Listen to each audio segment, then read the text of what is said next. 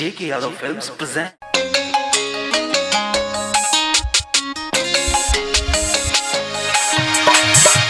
Hello,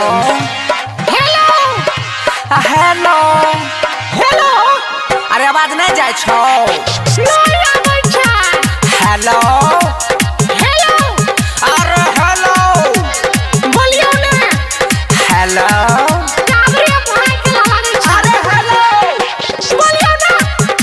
new Bhojpuri JK Yadav films presented by Albina Recording Studio, Simrao. Hello hello hello गेमोगिया की भेलो।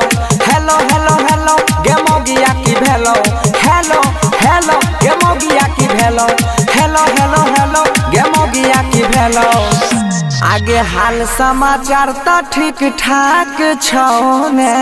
Hello hello तनिक फिर से बोलियो। हाल समाचार ठीक ठाक छौ ने। अबोई महीना के बाद है एगो किन लियो जियो के मोबाइल। अबोई महीना के बाद JK Yadav Films.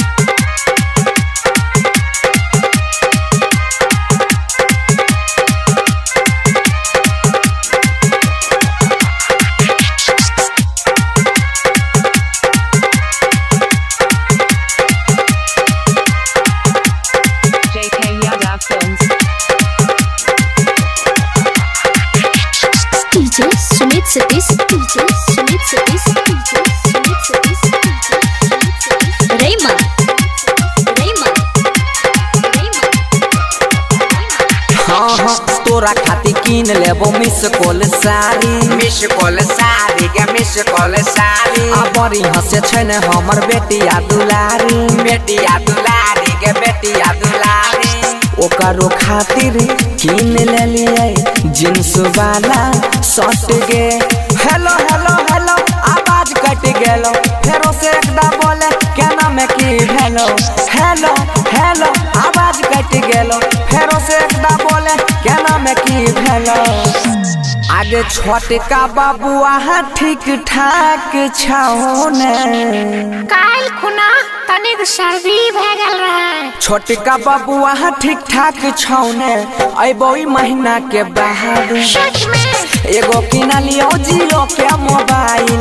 अबोई महीना के बाद बहाने अच्छी लो। अब नया नया फिल्मों देखबै। JK Yadav Films.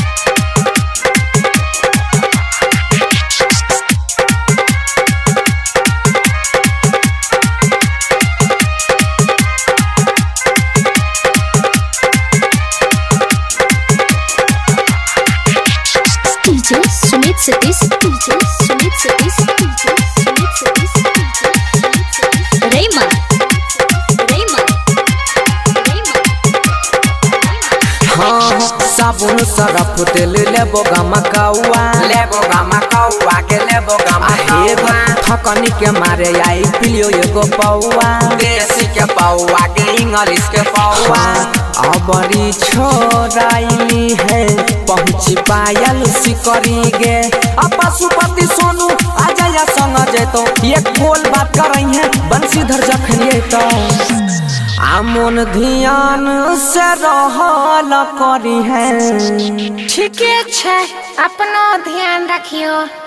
मन ध्यान से रहल करी है। अबोई महीना के बाद सच में ले लियो ये जियो के मोबाइल। अबोई महीना के बाद presented by Albina Music. JK Yadav Films.